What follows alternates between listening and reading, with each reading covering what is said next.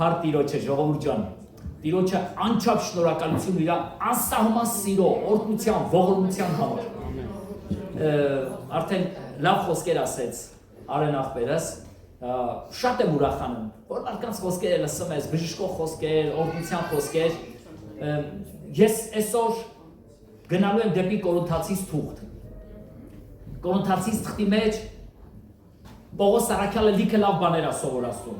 Այս առաջի Կորինթացիների 16 գլուխը փորձելու եմ շատ արագ հասնել։ Չգիտեմ կկարողանամ հասցնեմ, բայց մտածում եմ, որ կհասցնեմ։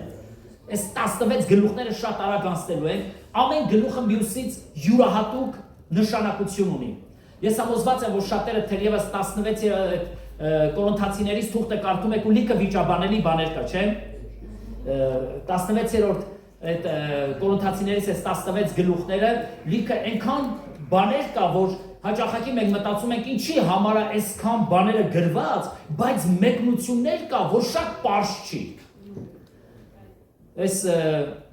Այս հումորը պատմել եմ, բայց մի հատ պատմեմ խոսքիցս առաջ։ Ասում ես եկեղեցիների մեջ կոնֆլիկտային իրավիճակ է ստեղծվում այս Կորինթացիներից թղթի շուրջ։ Եվ այս Պողոս Առաքյալը Տիրոջ ասում է, Տեր, թույլ կտաս գնամ երկիր, այս մարդկանց ասեմ, թե ինչի համար եմ այս ամենը ասել։ Գրել։ Վերջապես Տերը համաձայնվում է, Պողոս Առաքյալը իջնում է երկիր, հեռու չի գնում, գալիս է Վոլգագրադ, մի օֆիս է վարձում Վոլգագրադում, եւ սկսում է եկեղեցու առաջնորդներին ընդունել, որ բացատրի, սովորացնի, թե ինչի համար է այս Կորինթացիներից թուղթը գրել։ Եվ մտնում են այս խարիզմատները եւ բացատրում է խարիզմատներին, որ լսեք, ամեն բան դավանությունով չի, հավատքով է նաեւ։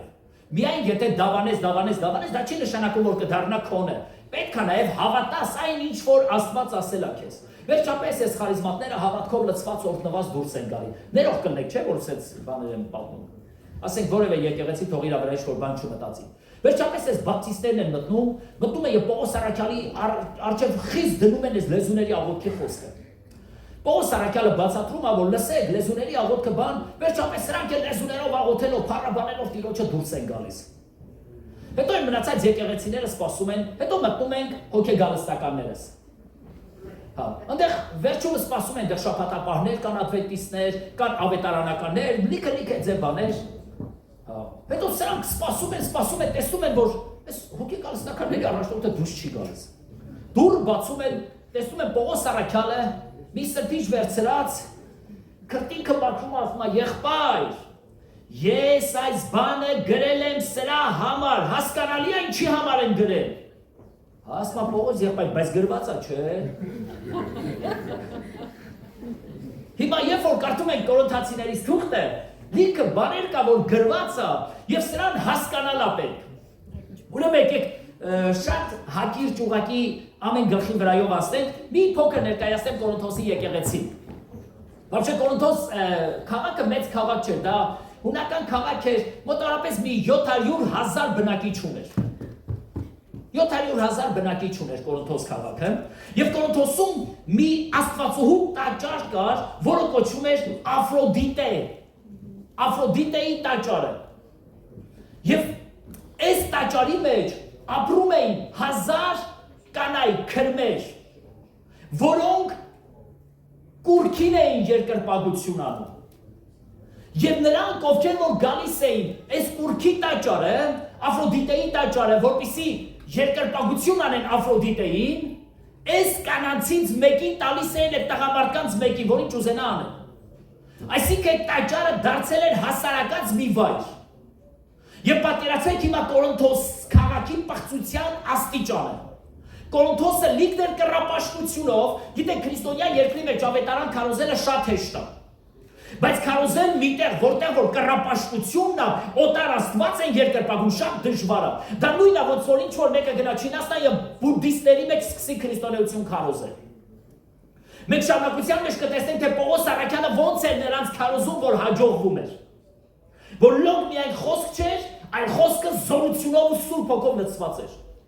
Ու հրաշքներով։ Եվ նրանք ովքեր որ գալիս են այս քաղաքը լիք էր կռապաշտությունով,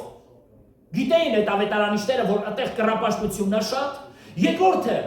լիքն էր պղծությունով, մեղքերով, անառակություններով, հանցագործություններով, կախարդություններով, Եվ ցանկացած ավետարանիչ, որը մտներ Կորինթոս, պետք է հասկանար, որ լուրջ բախումներ է ունենալու։ Սա ինչի համար են պատմում, որ մեզ համար ավելի հասկանալի լինի, թե Կորինթոսը ինչ ձևի քաղաք էր, եւ Պողոսը երբ որ նամակ էր գրում, ինչի համար է Կորինթոսի մեջ անդադար անդրադառնում անառակության վրա եւ որոշակի մեղքերի վրա։ Պողոս Սարաքյալը այս նամակը 16-րդ գլուխ 8-րդ խոսք, 16-ի 8-րդ խոսքի մեջ ասում է, որ գրել եմ ես այս նամակը Եփեսոսից։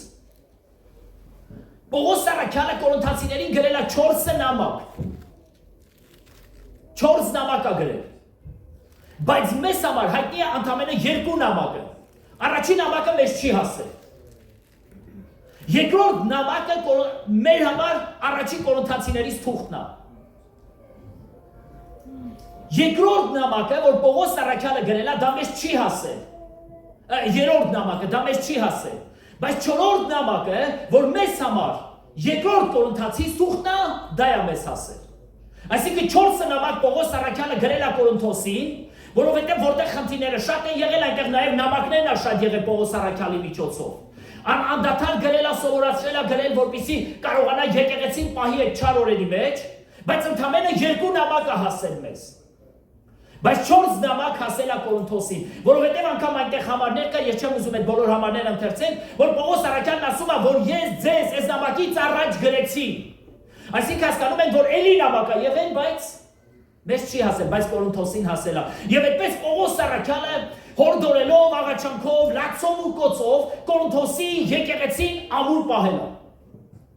Եկեք մի քանի բաների ուշադրություն դարձնենք։ Եվ Կորինթոսի նամակը գրվել է 54 թվականին։ Առաջին գլուխ 10-րդ խոսքի մեջ մի անգամից Պողոս Սարաքյալը խոսում է հետևյալ բանը։ 10-րդ խոսք, առաջին գլուխ 10-րդ խոսք։ Աղաչում եմ ձեզ եղբայրներ մեր Տեր Հիսուս Քրիստոսի անունով, եղբորս ասած աղաչանքն է, որ ամենը միևնույն խոսք ունենաք եւ երկբարատություններ չլինի ձեր մեջ, այլ միևնույն մտքի եւ միևնույն կարծիքի մեջ հաստատված լինեք։ Պողոս Սարաքյալը հենց որ նամակը սկսում է առաջի գլուխ, միանգամից խոսում է բաժանությունների մասին։ Գիտեք, այդ չար ու դժվար օրերի մեջ Պողոս Սարաքյալը հազիվ ավետարանով, ինչպեսին ասում, որ ես ձեզ ծնեցի ավետարանի խոսքով, հազիվ մի եկեղեցի ստացավ Կորինթոսում։ Եվ այս եկեղեցին սկսեց զորանալ, բայց հանկարծ նկատեց, որ եկեղեցու մեջ պառակտություններ սկսվեցին։ Եվ այս պառակտությունները ինչի շուրջ էր։ Ոմանք կոչվում են Պողոսյաններ, ոմանք կոչվում են Ապողոսյաններ, ոմանք կոչվում են Կեփասյաններ, այսինքն Պետրոսյաններ, ոմանք են, որ ավելի ոչ նրանցից են, ոչ նրանցից ասում են մենք ձեր հետ գործ չունենք, մենք կոչվում են Քրիստոսյաններ, իբր թե ավելի լավ բան, անվանում։ Եվ այս անվանումները եկեղեցու մեջ սկսեց բսկտում մտցնել։ Եվ ոմանք ասում են, որ մենք Պողոսյաններ ենք, պատկացեք այսօրվա եկեղեցու անունները։ Ոմանք ասում են մենք Ապողոսյաններ ենք, եւ Պողոս Սարաքյանն ասում է, որ լսեք, ձեր մեջ ես բաժանումներ եմ տեսնում։ Եվ մի անգամից 10-րդ խոսքից, երբ որ Պողոս Սարաքյալը խոսում է, առաջին բանը, որի վրա շեշտ է դնում, դա հետևյալն է, որ դուք ունենաք միևնույն խոսքը։ Գիտեք, շատ կարևոր է, որ առաջնորդը միշտ աչալուրջ լինի, որ եկեղեցու մեջ օտար ուսմունք չմտնի, այսինքն ուշադիր լինի, որ օտար ուսմունք չմտնի եկեղեցու մեջ։ Եվ դրա համար Պողոս Սարաքյանն ասում է, ձեր մեջ թող լինի միևնույն խոսքը։ Բոլորը նույն խոսքի վրա մտածեցեք։ Գիտեք, մեր օրերի մեջ շատ տարածված են, ասենք, ինտերնետային քարոզիչները, դուք բոլորդ էլ գիտեք, լավ քարոզիչներ կան, վատ քարոզիչներ կան,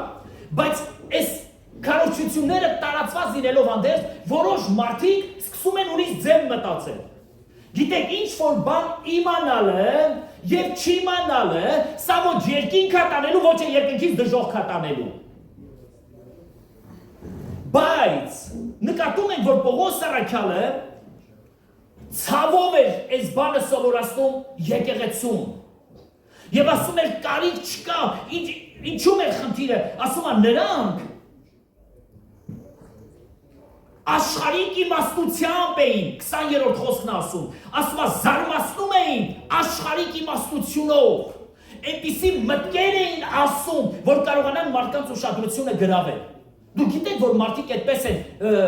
եկեղեցիներ բզկտում, եկեղեցիներ բաժանում։ Ինչ գիտեն սկսում են խոսել եւ զարմացնում են իրանց իմացած գիտությունով մարդկանց, նրանց մանավանդ նրանց, ովքեր որ դեռևս գիտություն չունեն։ Եվ Պողոս Առաքյալը այստեղ կարևորում է ոչ թե իմաստությունը եկեղեցու մեջ խոսքի բազմազանությունը, այլ կարևորում է եկեղեցու միաբանությունը, որ եկեղեցին լինի միաբան Կորինթոսում։ Ես հիշում եմ, երբ որ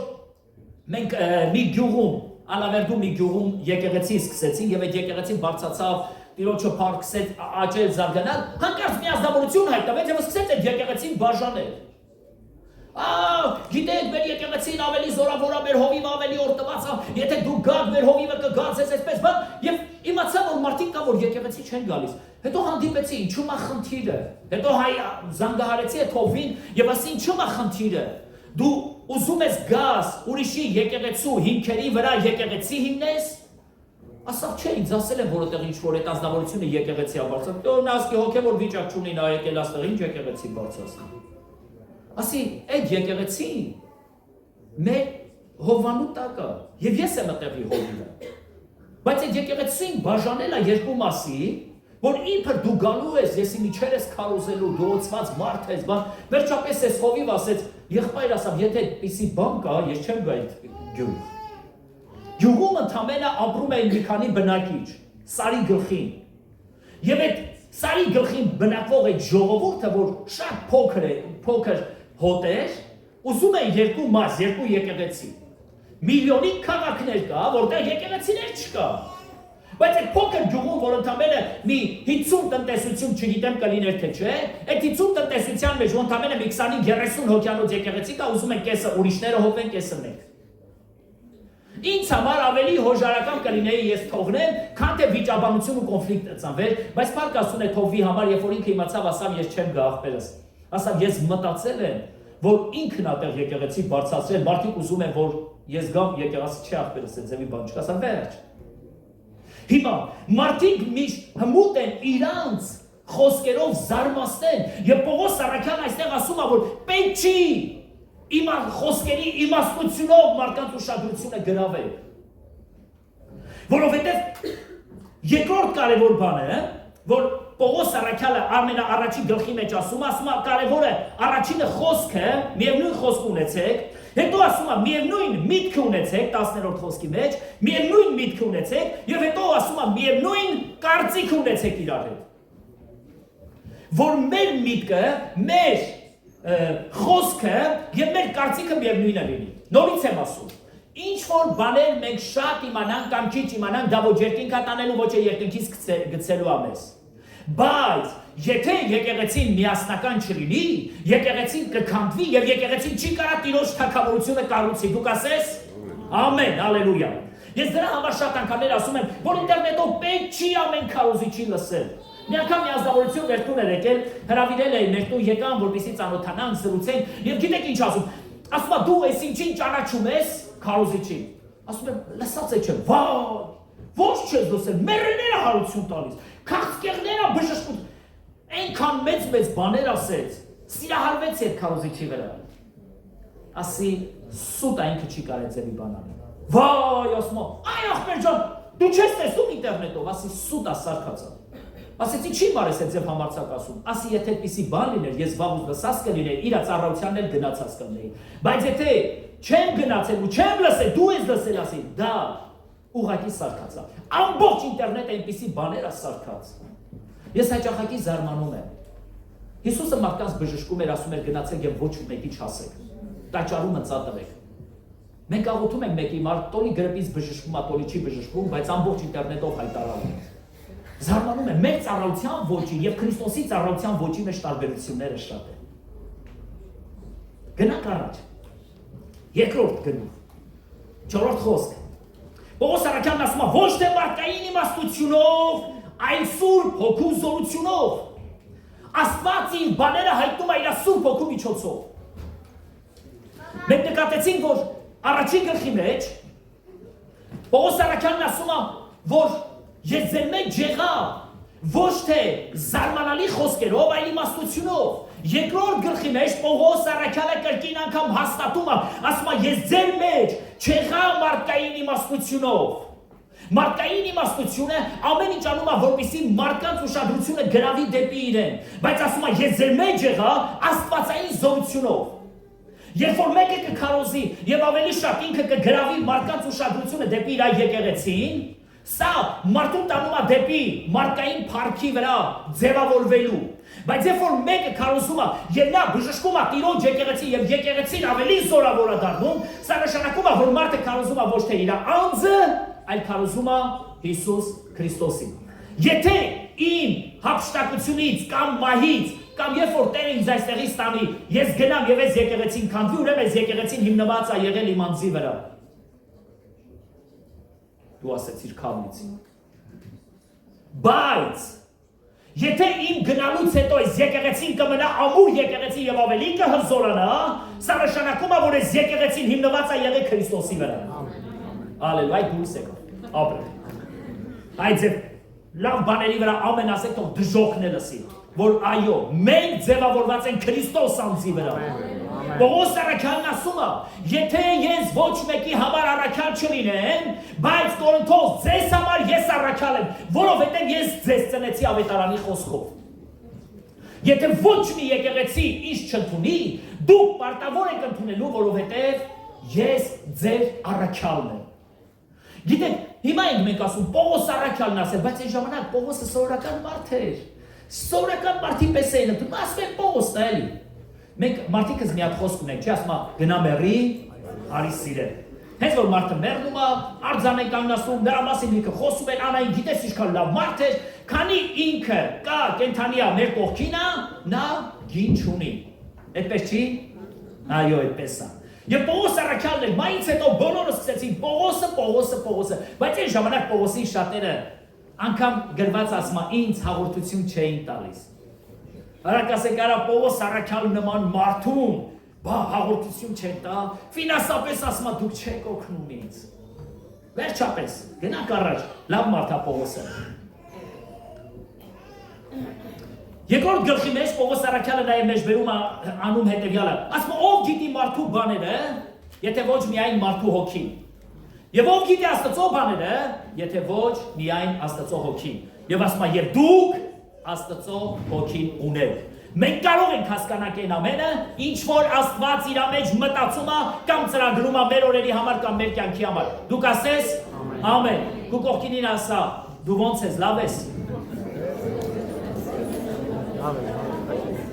Ինչ որ մեկը քնած չէ, մենք մտածում են ինչ որ մեկը քնած է, չէ, ուղղակի որ նայում են ձեր հայացքին, հասկանում են որ տանը ճաշ եք պատրաստում։ Ուզեցա երբ բերել։ Երրորդ գլուխ Պողոս առաքյալն ասում է հետևյալը։ Ասում է ես ձեզ չկարողացա ձեզ հետ խոսեմ որպես հաստատուն մարդկանց հետ, որպես հաստատուն կերակուր ուտողներ, ասում է ես ձեզ խոսեցի որպես կաթնակեր մարդկանց հետ։ Կարծես թե վիրավորում է։ Որովհետև ասում է հետևյալը։ Ասում է ձեր մեջ բաժանություններ կա։ Նորից է անդրադառնում բաժանություններին։ Լավ ուշադրություն դարձրեք Պողոս առաքյալը առաջին Կորինթացիների վրա խորը ուշադրություն է դարձնում անառակության, բաժանումների, պարատումներին եւ կռապաշտության։ Այս երեք բաների վրա անդադար Պողոս առաքյալը կանգ առնում։ Եթե այս երեքի վրա անդադար կանգ առնում, սա նշանակում է, որ այս եկեղեցին այս երեք խնդիրը ուներ իր մեջ։ Որովհետև աշխարհը ինչով բռնված է, աշխարհը ամեն ազդեցությունը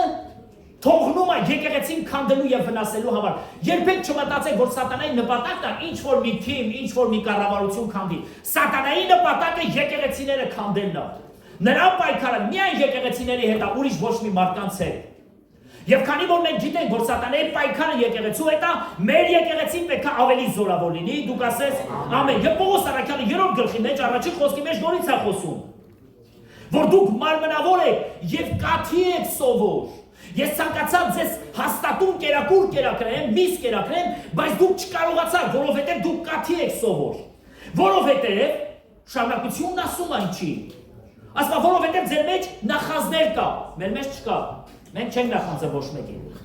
Ձեր մեջ կռիվներ կա, Մեր մեջ չկա, ուրիշ եկեղեցիներում կա, բայց փառք Տիրոջը մեր մեջ չկա։ Ձեր մեջ բաժանումներ կան։ Փառք Տիրոջը, որոշ բաներ կա իսկապես մեր եկեղեցին չկա, եկեք անկեղծանանք, ասենք, որ իսկապես չկա։ Բայց այս երեք բաները Պողոս Սարաքյանն ասում է ձեր մեջ կա նախանձ։ Գիտեք, մարդիկ ինչի համար են իրար նախանձում։ Ուրիշի հաջողությունների վրա, այն մեկը լավ բան ունի, ես չունեմ, այն մեկը լավ մեքենա առավ, ես չեմ։ Փառք Տիրոջը, թող իմ եղբայրները բոլոր լավ մեքենաներ ունենան։ Տեղ գնալուց կլեն իսկ զանգեր կտանեն, շատ լավ չի, թե վատ է։ Փառք Տիրոջը, որ իմ քույր եղբայրները լավ տներ են ունենում, փառք Տիրոջը, բա պետք է ձև լինի, ինչի չունենան, հա։ Ինչի քու կողքին ինչ-որ մի լավ բան չունենա։ Խիտ պարտադիր ես պետք է ունենամ, որովհետև ես եմ ես եկեղեցու ով ասել այդպիսի բան։ Մենք պետք է ուրախանանք, երբ որ մեր կողքինները կամ ինչ-որ մի եկեղեցի հաջողվել է, շենք է ունենում, այն է ունենում, փառք Տիրոջը թող ունենան, թող լավ շենքեր սարքեն, լավ մեքենաներ քշեն, լավ տներ ունենան, մենք օրհնում ենք բոլոր ունեցողներին։ Դուք ասես, ամեն, մենք չենք նախանձելու։ Պողոս Սարաքյանն ասում է, ձեր մեջ նախանձներ կան, մեր մեջ չէ։ Ասում է, ձեր մեջ կռիվներ կան, որ դուք անդադար իրար հետ կռվում եք։ Դրան էլ ուշադրություն կդարձնենք մի քիչ այն կողմ, եւ հետո ասում է, ձեր մեջ բաժանումներ կան։ Եվ Պողոսը շարունակում ասում է, Պողոսը դրանք պաշտոնյաներ են։ Նրանք պաշտոնյաներ են, անում են այն, ինչ որ իրանք պարտական են։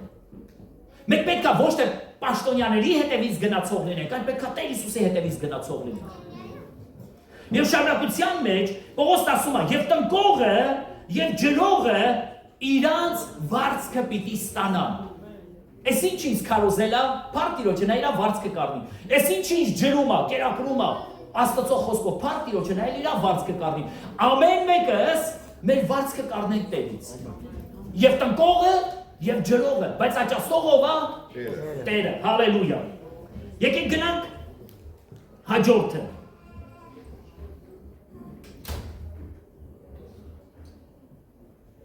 Պողոս Սարաքյալը երրորդ գլխի մեջ շատերին սա հետաքրքիր խոսք է, դրա համար ես դուրս բերեցի 11-րդ խոսքի մեջ ասում է, երրորդ գլուխ 11-րդ խոսք, որը Քրիստոսը որպես մեր հիմքը, ասում է 13-րդ խոսքից ասում է, եթե մենք այս հիմքի վրա, մեր հիմքը ով է? Քրիստոսը։ Եկեղեցին միշտ պետք է իմանա, եկեղեցու հիմքը Քրիստոսն է, իմ հիմքը Քրիստոսն է, եթե իմ հիմքը մարդ է եղավ, եթե նա հոգեպես անկում ապրի, ես եք ապրել, բայց եթե Հիսուսը իմ հիմքն է, ես հաստատում մարդ եմ։ Ասում է, եւ այս հիմքի վրա 13-րդ խոսքի մեջ, ասում է, մարդիկ տներ են կառուցում, ոմանք ոսկուց, ոմանք պատվական քարերից, ոմանք կարծաթից, ոմանք փայտից, ոմանք եղեգից, ոմանք խոտից։ Մի 5-6 տան տեսակներ ասում։ Եվ Պողոս Սարաքյալը շարունակության մեջ ասում է, եւ կրակը պետք է բոլորի գործերը փորձի։ Այսինքն կրակը կգա այդ գործերը փորձելու, ով որ իր տունը սարքել է։ Եվ հետեւյալ բաներն է սովորացնում։ Ասում է, երբ որ կրակը կգա, ոսկին ավելի կմաքրվի, արծաթը ավելի կմաքրվի, պատվական քարերը կփայլեն, փայտը կվարվի, եղեգը կվարվի, խոտը կվարվի, բայց շարունակության մեջ տեսեք ինչ ասում։ Ասում է, նրանց տները ում տունը որ կվարվի, նրանք էլ կփրկվեն, բայց որպես թե կրակից։ Ոչ թե ասում է նրանք դժոխք կգնան,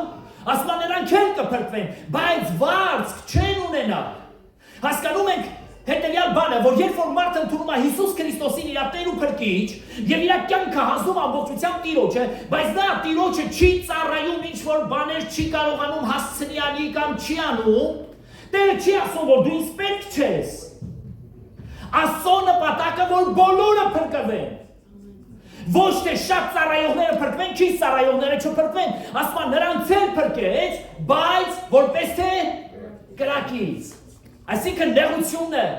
վառեց ինչ որ նրանք ունեին, բայց Տերը դարձյալ նրանց շնորհ եւ ողորմություն արեց։ Այնպես որ ուրախացեք նրանք, ովքեր որ թույլ են մտածում են երկինք չեն գնալու, երկինք գնալը ձեր գործերի հետ կապված չի։ Ձեր տուն սարքելու հետ կապված չի։ Տունը ձեր վարձքն է լինելու։ Այն ինչ որ դուք կանեք Աստծո թագավորության համար, սա կլինի ձեր վարձքը։ Եվ Տերը ձեզ կվարձատրի։ Ալելույա։ Քո կողքինին մի հատ ձեռք տուր, որ լավ ուրախանալ, որ ինքն էլ է քեզ այդ երկինքը լնելու։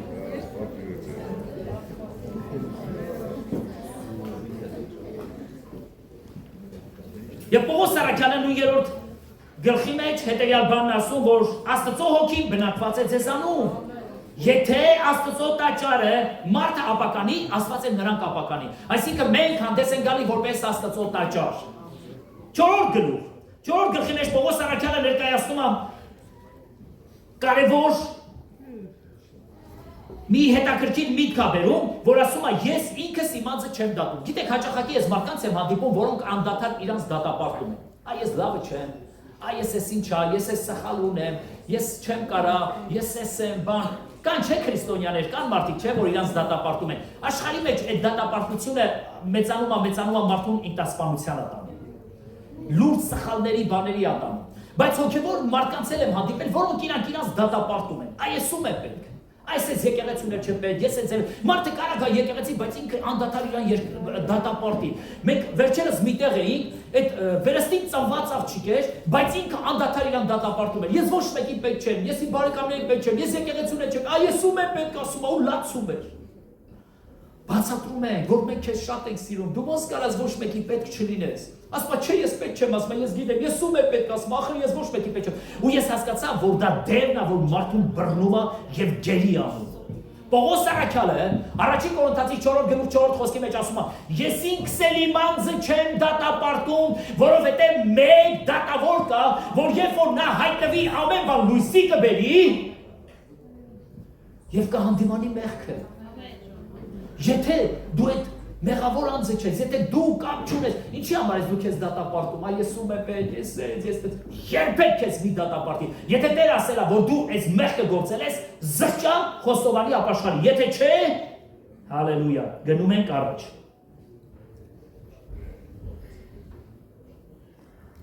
Պողոս առաքյալը նաև 8-րդ խոսքի մեջ ներկայացնում է իրենց անարգված լինելը։ Գիտեք, ինչի համար եմ սա դուրս բերել, որ հասկանաք, որ Պողոսը թեև առաքյալ էր, բայց ինքը շեշտում է, որ իրեն անարգում էին։ Ասում է, ոմանց համար մենք ոտքերի ջնջոցի պես էինք, գցված իրենց ոտքերի տակ, եւ մարդիկ մեզ վրա իրանց ոտքերն էին մաքրում։ Հանկարծ եթե մեկը ինձ է ձևանի, ես չեմ պատկասնի, թե ինչ պատասխան կտամ ես դեռ։ Բայց առաքյալն ասում է, որ մենք ջնջոցի պես էինք, ասում է, շատերից անարգվեցինք։ Հանկարծ մեկը ինձ անարգի, ոնց թե ինձ անարգի, եկեղեցու հովվին անարգի, դա էդ ինչ գլուխ ունի, էդ ինչ սիրտ ունի, ոնց կարելի այդ ձևի բան։ Ես ի վրա եմ բերում, որ մենք չնեղանանք, որովհետև ձեր մեջի ամենաթույլ կետը ես եմ։ Ոնց թե ինձ անարգեց իմ հարսը, ոնց թե, հա ինչ անենք, դու էդ ով ես որ, էդ ով ես որ քեզ չանարգել, ոնց, հա հենց է ձեր։ Իմ փեսեն իմ հանդեպ էր, հա դու ով ես որ, քո փեսեն քո հանդեպ։ Երբ որ մարդիկ մեր հանդեպ հանկարծ մեկեր փրփրում են, դուրս են գալի, դու գիտեք ես եկեղեցու հիմնադիրներից մեկ։ Հա, մտամ թե ով ես դու։ Պողոս առաքյալը ինքը առաքյալ լինելով եկեղեցիներ հիմնադրած մարդ եւ այս Կորինթոսի եկեղեցու առաքյալը լինելով ասում է մեզ այսպես վարվեցին մեզ հետ, մենք ջնջոցի պես եղանք, մեզ անարգեցին, մեզ ոտնահարեցին, մեզ նախատեցին եւ ինքը սկսում է իրան նեղությունը ներկայացնել, որ մեզ հետ առաքյալներիս հետ այդպես եք դուք վարվել։ Եվ շարունակության մեջ ասում է լսեք, դուք շատ վարդապետներ կարող եք ունենալ ձեր միջից, բայց շատ հայրեր չեն կարող ունենալ։ Հայրը կարա լինի մեկը տան մեջ, բայց սովորեցնողները կարող են լինել շատը։ Պողոս առաքյալը փորձում է իր առաքյալ լինելը բարձրացնել, որպեսզի եկեղեցին հարգի առաքյալի խոսքը։ Եթե եկեղեցին առաքյալի խոսքը հարգի, ուրեմն եկեղեցին ամուր եկեղեցի կլինի։ Բայց եթե հարգանքը չկա, եկեղեցին թույլ կլինի։ 5-րդ գլուխ առաջին խոսքի մեջ Պողոս առաքյալը անդրադառնում է օրհնության վրա։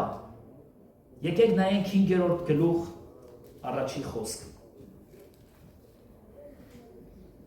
Առհասարակ լսվում է, որ ձեր մեջ պոռնկություն կա եւ այնպիսի պոռնկություն, որ աշխարհի մեջ չկա, հեթանոսների մեջ չկա, այնպես որ մեկը իր հոր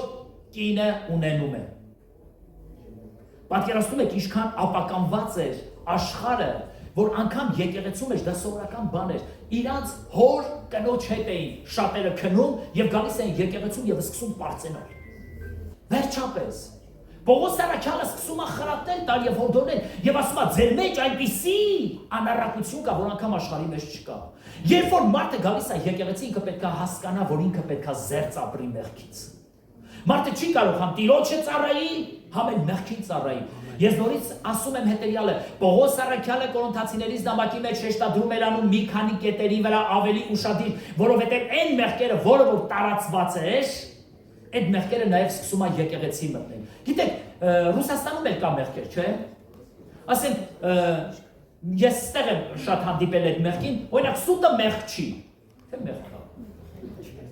Ասենք Վալգագրադում, ես չգիտեմ, կարող է ուրիշ տեղ են, բայց այնքան հեշտ են խաբում։ Ես դաշա անգամ եղել է հովիվների հետ եմ զրուցել, այնքան հեշտ խաբում են։ Այս զարմանում, ասում եմ, ոնց կարա հովիվը խոստանա չանել։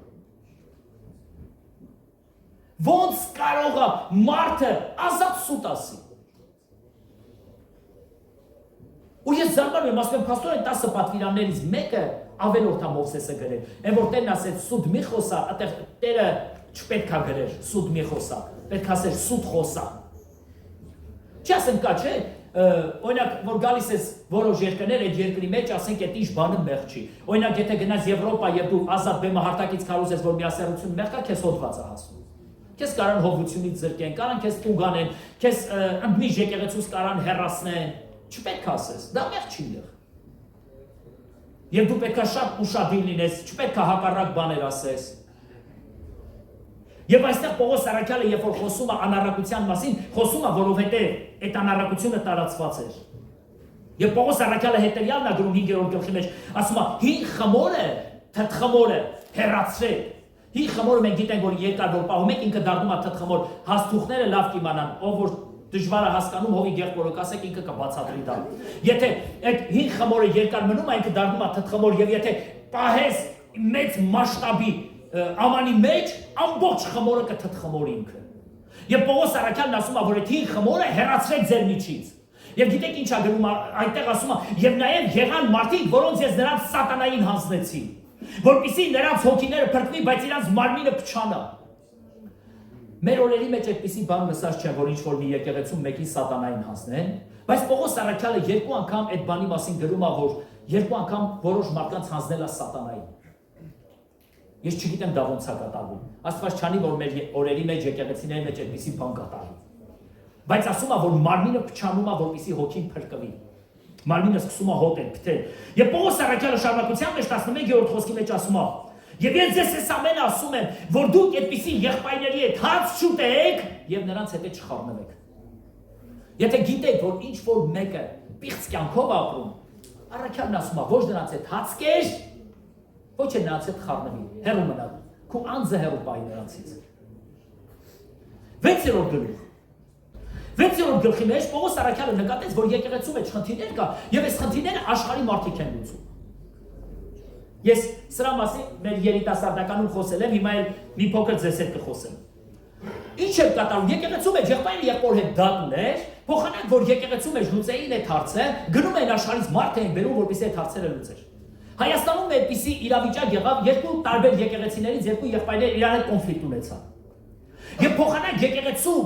ինչ որ մեկին իրանց համար դատավոր դնեն, որպեսզի այդ հարցը լուծեն, վեր կացան եւ գնացին աշխարհից մի հանցագործ մարդ բերեցին, որպեսզի այդ հարցը լուծի։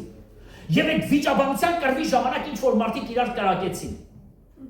Այդ տղաներից մեկը, այդ հավատացյալ տղաներից մեկը կախվեց։ Մեկ ուրիշին ձերբակալեցին։ Մեկ ուրիշը վիրավորվեց։ Ու խայտարակ շատ ծանր նեղություն կրեցին։ Հետո մտածում ես, ինչի՞։ Միթե եկեղեցու մեջ չկար այնպիսի մեկը, որ կկարողանար իրանց դատը տեսնել երկու եղբայրների։ Բայց այս երկու եղբայրները գնացին աշխարհից մարդ ընտրեցին, որպեսզի դատը վարեն իրանց։ Եվ Պողոս Սարաքյանն ասում է, միթե ձեր մեջ մեկը չկա, որ ձեր վրա դատավոր նստի։ Եթե դուք երկու քույրերով խնդիր ունեք իրար հետ, ես չգիտեմ կա թե չկա, հանկարծ չմտածեք թե ես բան եմ ասել։ Հենց այնպես եմ ասում։ Եթե երկու քույրերով դուք խնդիր ունեք, խնդրեմ ունեք, Տերն ասում է եկեղեցուց մեկին ընտրեք եւ նրան գանգատվեք։ Եթե եղբայրներով խնդիր ունեք, Տերն ասում է, մեկին ընտրեք, նրան գանգատեք։ Ինչի համար եք գնում աշխարհից մարդ բերում, որպեսզի ձեր դատը տեսնի։ Չէ՞ որ շարունակության մեջ ասում է, դուք եք դատելու աշխարհին։ Բայց աշխարհն այսօր ձեր վրա դատավոր նստում։ Ամենավատ բանը, որ եկեղեցին իր դատը տանում է աշխարհ, որ աշխարհը լուծի եկեղեցու հարցը։ Եկեղեցու հարցը պետք է լուծվի որտեղ։ Եկեղեցու մեջ, ալելույա։ Եվ աշխարհը անգամ չի իմանալու, թե ինչա կատարվում է եկեղեցու մեջ։ Սա եկեղեցու ուժի մասին է։ Մարդիկ կան, չէ՞ որ ընտանիքում ինչա նման վազելով գնում են սաղին պատմում։ Քեզ մի բան եմ ուզում ասեմ, բայց ոչ մեկի չասես։ Ու տակ գաղտնիքներ ասում։ Նայեք, քանի որ մոտիկա ուրիշի հետ զանգում ասում է, ես քեզ մի բան եմ ասում, բայց ոչ մեկի չասես, հովիտան մեջ sense բան է կատարվել։ Նա էլ լսում ասում է, «Վայ, ես ինչ վատ բան է եղել»։ Հեռախոսը անմիջապես անջատում է ու զանգում է մյուսին։ Ասում է, «Հալալասի, բայց չես ասի հովիտանը sense բան է կատարվել, բայց ոչ մեկը թող չիմանա, խնդրում եմ քեզ»։ Ընդամենը 1 օր հետո հովին զանգում են, ասում են, որ բոլոր եկեղեցին արդեն գիտի։ Ես չեմ զարմանում, որովհետև եկեղեցին ընտանիք է, բայց մեկը մյուսին ասում է ընտանիք է, բայց երբ որ հարց է լինում եկեղեցու մեջ, եկեք լուծենք եկեղեցով։ Ամեն։ Հալելույա, Տերը օրհնի ձեզ։ 6-րդ գլուխ։ Պողոս առաքյալն ասում է, որ 8-րդ խոսքի մեջ ասում է, դուք անիրավությամբ եք վարվում։ Դու գիտես, որ դու սխալ ես, բայց այնպես ես անում, որ քո եղբայրը սխալ դուրս գա։ Բայց դու գիտես, որ դու սխալ ես այդ բանը։ Ասում է, դուք անիրավությամբ եք վարվում։ Եվ դուք չգիտեք, որ անիրավները երկնքի արքայությունը չեն ժառանգելու։ 6-րդ գլուխ 9-րդ խոսքի մեջ ուզում եմ այդ տողերը կարդամ, մի քանի խոսքեր կան, որ ուզում եմ կարդամ։ Մի խաբվեք, ոչ պոռնիկները,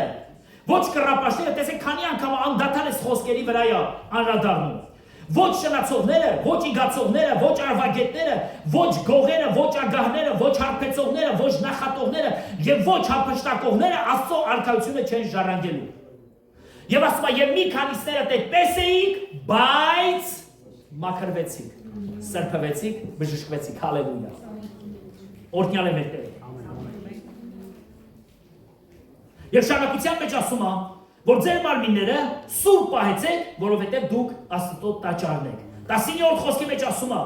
մարմինը սուրբ հոգու տաճար է։ 20-րդ խոսքն ասում է, մենք մեծ գնով ենք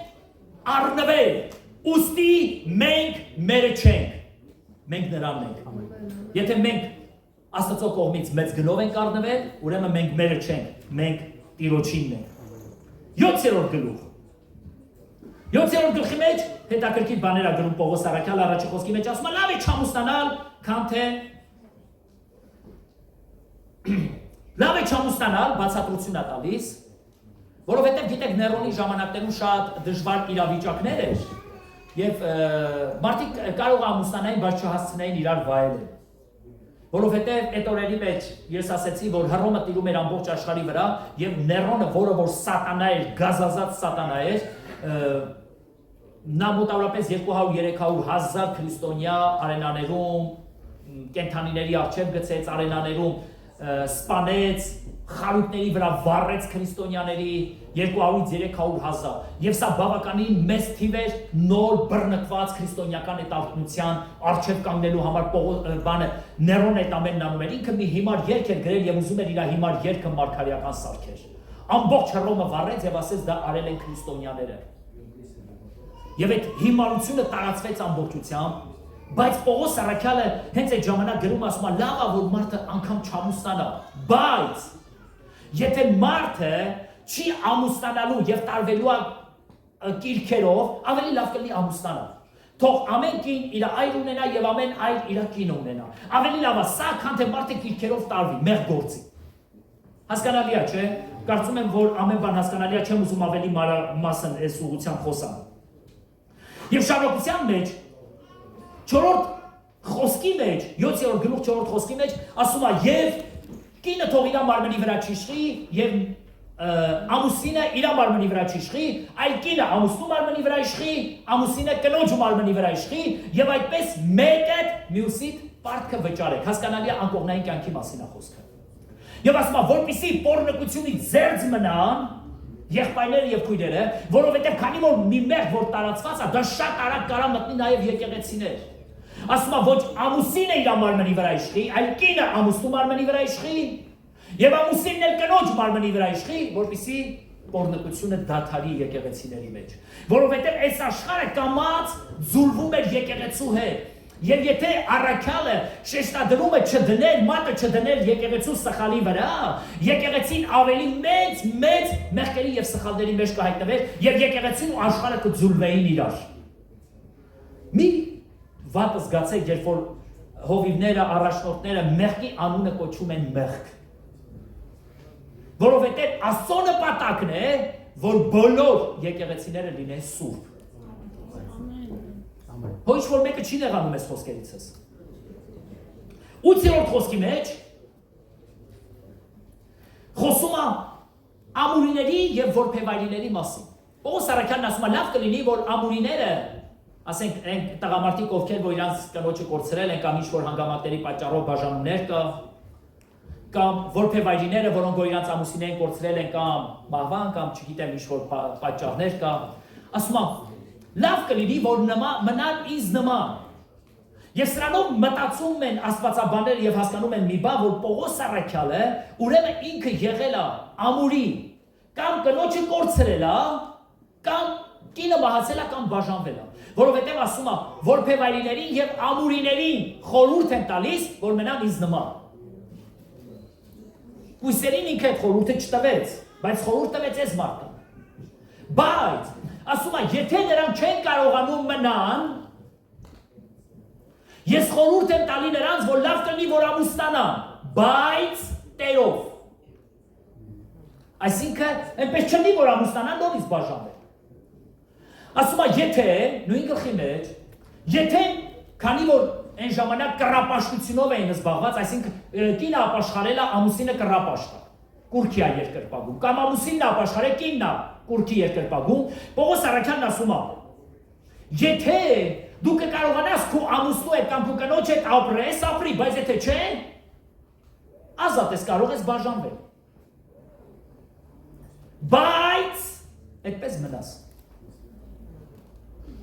Բաժանվող կողմին, Պողոս առաքյալն ասում է, բաժանվող կողմին, ասում է, իրավունք չունես ամուսնանալու։ Բայց եթե ցանկանաս ամուսնանալ, նորից նույնին ես դառնալու։ Ոնց որ խառնվեցիք, sense ինչ-որ sense բանատեղ ունենեմ։ Պողոս առաքյալն է դա սովորացնում։ Ասում է նորից նույնի, իսկ մյուս կողմը, որը որ ինքը չի ձեռնարկել բաժանությունը, ասում է նա ազատ է ամուսնանալու, բայց նորից տիրոջով թող ամուսնանա։ Այսինքն համապատասխան տիրոջ հայտնությունով առաջնորդվելով ամուսնություն լինի, որ այնպես չլինի, որ նորից բաժանություն կատարվի։ Դուք կասեք ամեն։ Մի քիչ դժվար մտքեր են, բայց ոչինչ։ Ես ձեզ ասում եմ, որ իմանաք։ Ես համոզված եմ, որ այն ինչ որ ես հիմա ասում եմ, սա դժվար է ձեզ համար մարսելու, բայց երբ որ այս վիդեոն գցեմ մեր Telegram-յան էջ, նորից լսեք։ Ինչ որ բաներ կսովորեցնի ձեզ։ Պողոս առաքյալը գրում ասում է նեղությունների պատճառով լավ է, որ մարդը մնա այնպես ոնց որ կա, այսինքն ազատ։ Բայց ասում է, եթե չի կարողանում, ուրեմն ազատ է ինքը ամուսնանալու մեջ, որևէ մեկը թող իրան չստիպի։ Որովհետև նորից շարունակության մեջ խոսում է կույսերի մասին։ Եվ հետևյալ բանն է սովորացնում կույսերին։ Ասում է, եթե մեկը կցանկանա ամուսնանալ, ինքը ազատ է։ Բայց եթե մեկը կցանկանա, որ կույս մնա, ինքը ազատ է կույս մնալու։ Եվ Սուրբ գրքի մեջ մի հետաքրքիր տեղ կա, տալիս է ոնց կարող է մարդը մնալ կույս։ Մեկը, որ մարդը ինքը ի վերուստ երկնքից տրված է, որ կույս մնա, այսինքն չամուսնանա, ազատ։ Եվ այս մարդիկ իրաց կյանքը նվիրում էին տիրոջ ու տիրոջն էին ծառայում։ Երկրորդ տարբերակը կույսերի, սրանք նրանք էին, ովքեր որ մարդկանց կողմանե ասում է կույս եղան։ Մարդկանց կողմանե, գիտեք, հին ժամանակներում շատ ստրուկների եւ ծառաների, երբ որ տանում էին իրանց տները, նրանց օրգանները կտրում էին, որպեսզի նրանք հանկարծ իրանց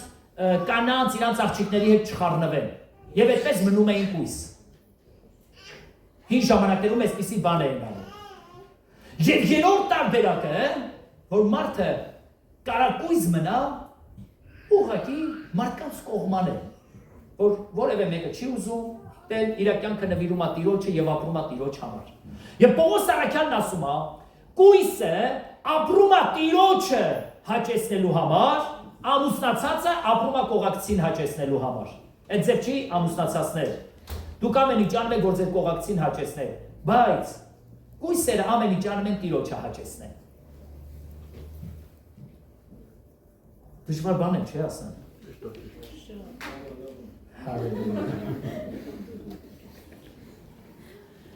Դժվար խոսքեր, բայց ոչինչ, ինձ համար էլ դժվար, որ ես ձեզ կարողում եմ, ձեզ չթվա, թե ինձ համար հեշտ է։ Դուք տեսնում եք, որ շատ բաներ կա կուլ եմ տալիս։ Պողոս Սարաքյալի խոսքերը կգնաք կկարդաք, դուք էլ ինձ համար, ես մի շաբաթ է ես մարսում եմ, ես մի շաբաթ է կարդում, դուրս գրում, կգնաք դուք եք կկարդաք ավելի հասկանալի կլինի։ Ոնց որ սկսեցիք սիրել Կորինթացիս թուղթը։ 8-րդ գլխի մեջ Պողոս Սարաքյանը նորից խոսում է կուռքի զոհերի մասին։ Պատկերացրեք, անընդհատ խոսում է կուռքի զոհերի մասին, խոսում է պորտոկության մասին, խոսում է բաժանումների մասին, նորից կուռքի զոհերի մասին, եւ նորից 8-րդ գլխի մեջ նորից խոսում է կուռքի զոհերի մասին։ Եվ հետեւյալ բանն ասում. ասում է կերակուրը մեզ չի կանգնեցնի Աստծո առաջ, եւ ոչ էլ մեզ Աստծո առջևից կգցի, եթե ուտեն կամ չուտեն, ոչ կավելանան, ոչ կպակասեն։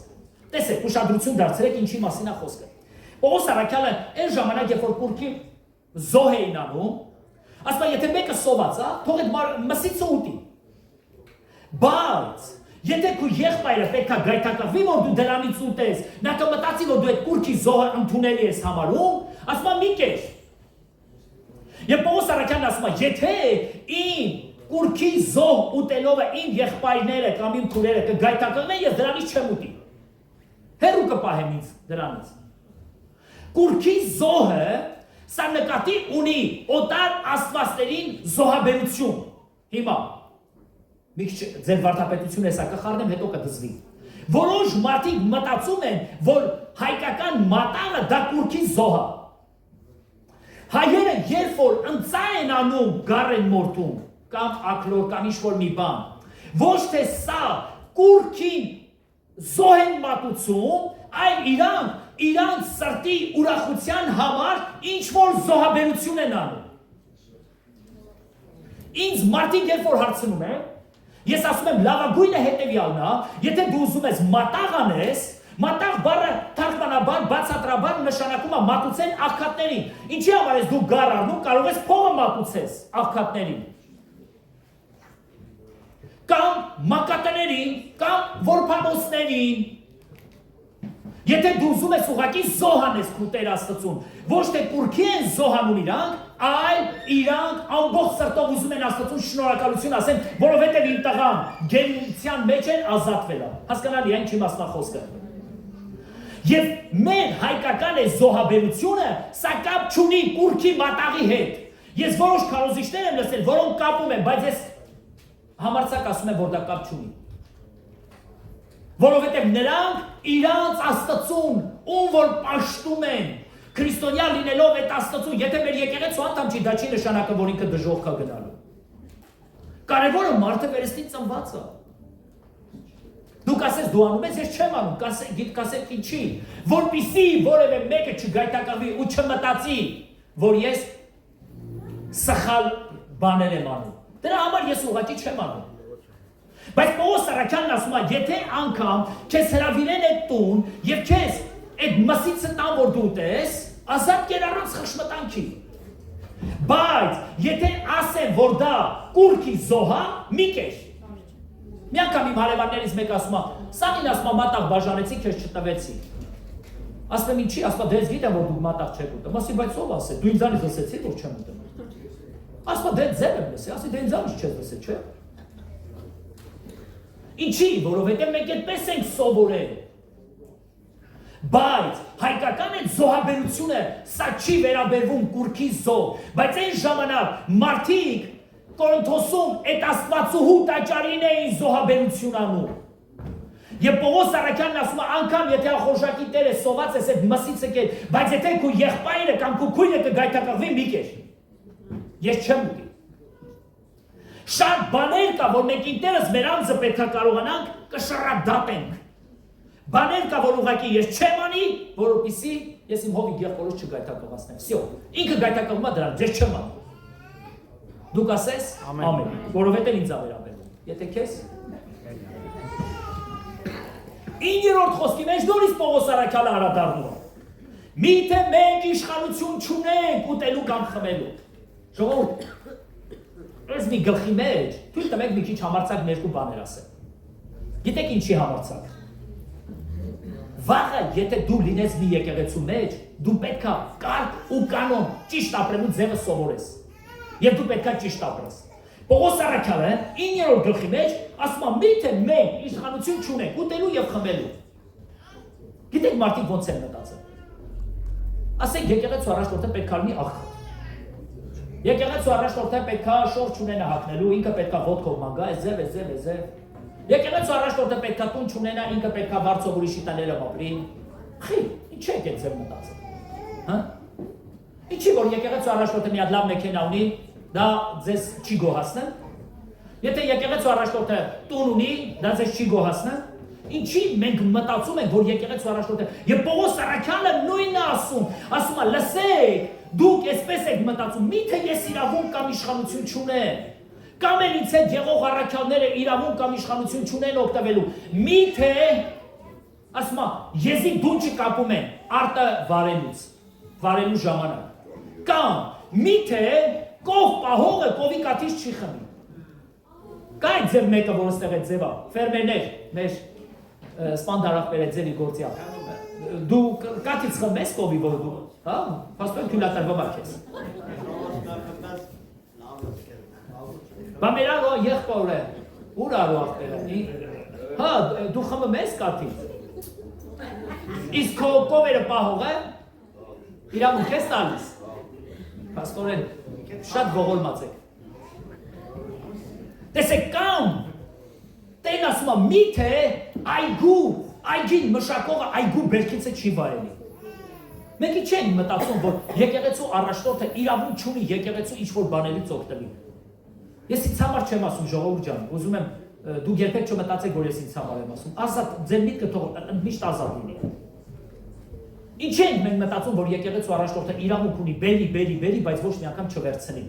Պողոս Արաքյալն ասում է, ես, որ ձեր մեջ հոգևորը սերմեցի, միթե իրավունք չունեն ձեզանից մարմնավորը հնձելու։ Չէ որ հոգևորն ավելի կարևոր է, քան մարմնավորը։ Հավիտենական կյանքն է կարևորը, թե երկրի վրա մի կտոր հացը։ Ասում եմ, ես ձեզ այս հավիտենական կյանքը տվեցի, դուք ունեք այդ հավիտենական կյանքը իմ քարոզչությունով, ես ձեզ վերստին ծնեցի ավետարանի խոսքով, ես ամեն ինչ արեցի ձեզ համար, բայց ինչ եք մտածում, որ ես իրավունք չունեմ եկեղեցուց ոչ մի բանով օգտվել։ Մենք պետք է կարողանանք հասկանալ, ամեն ծառայող իր ծառայությունից կարող օգտվի։ Ամեն։ Ես ուզում եմ ձեզ մի հատ հարց տամ։ Գնում ենք, չեմ ենք ատամնաբուժների մոտ։ Եթե իմանաս, որ մի ատամնաբուժ ամբողջ օրը պլիտկա է շարում աղբորս նման։ Կիրակի օրերը դուրը բացում ասում եք ես ձեր ատամները սարքեմ, քանի հոգի կգնա իր մոտ։ Իսկ եթե մեկը